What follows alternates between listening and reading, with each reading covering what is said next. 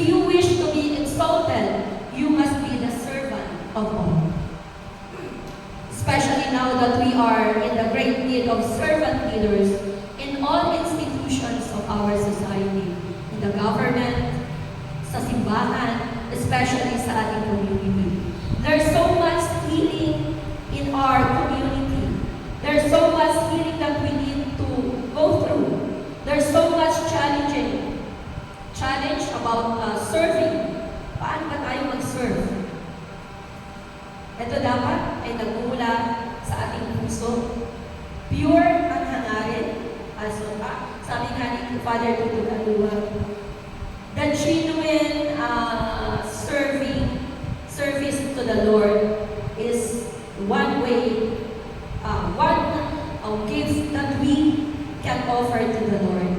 Kung tapos sa puso ang iyong pagsuserve, iyon po yung pinakamagandang regalo na ipagkakaloob mo sa Panginoon. Our Bible verse, of course, sa Bible verse natin na nabanggit kanina, ang pagmamahal ng Panginoon ay pinapakita niya sa panahon na tayo ay nangangailangan. On the moment, nakikinig ako kanina sa mga reflections ng ating mga titos at titas, talagang pinaramdam ng Panginoon ang kanyang pagmamahal in all aspects of our lives. Naramdaman po natin, hindi lang sa panahon na tayo ay test, higit sa panahon na tayo po ay nakakaranas ng mga suliranin. Now, sa atin pong nabanggit, no, ang mga spiritual discipline, like fasting,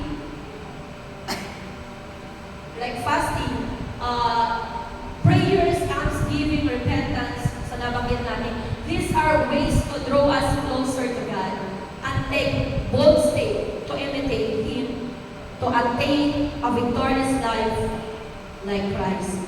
As it is written in Romans chapter 5, verse 10, a victorious life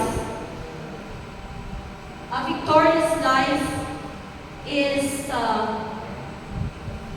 we speak of victorious life is like a life of victory over sin. A life of victory without selfless. A life, when we speak of victory, it is life without Satan. Okay? A life of freedom from the power of sin, as well as freedom from the penalty of sin. A life that is not only reconciled to God, but by the death of His Son, but a life that is also saved through His life. Now, according to St. Paul,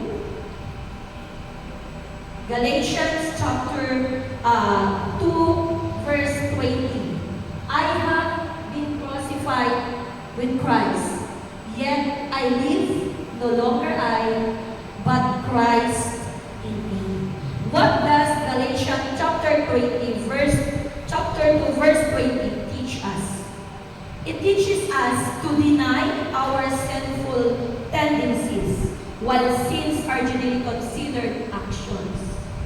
Now, with respect of sin, it is an action. Any thought or words or actions that is considered immoral, selfish, shameless, harmful, or alienating by the term sinful. What is the most sinful act? My dear brothers and sisters, take note of this.